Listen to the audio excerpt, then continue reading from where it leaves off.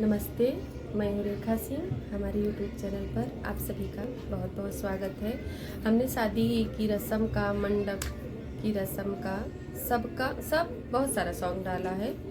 अभी आज हम आप सबको दुबरा के समय का, दुबरा लगता है तो जो गाना गाते हैं वो हम आप सबको सुनाते हैं।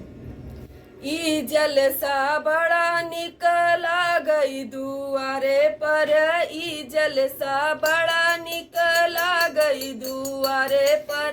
ससुरु कयाना गजब निकला गई, ससुरु कयाना गजब निकला गे। ई हथिया दमकत आवई दुआरे पर, ई हथिया दमकत आवई दुआरे पर। ई जलसा बड़ा निकला गई दुआरे पर, ई जलसा बड़ा निकला गई दुआरे पर।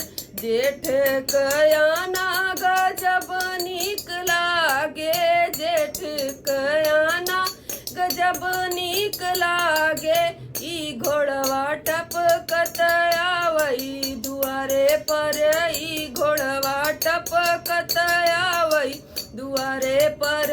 ई जलसा बड़ा निकला गई दुआरे पर, ई जलसा बड़ा निकला गई दुआरे पर। सैया कयाना गजब निकला गे, सैया कयाना गजब निकला गे।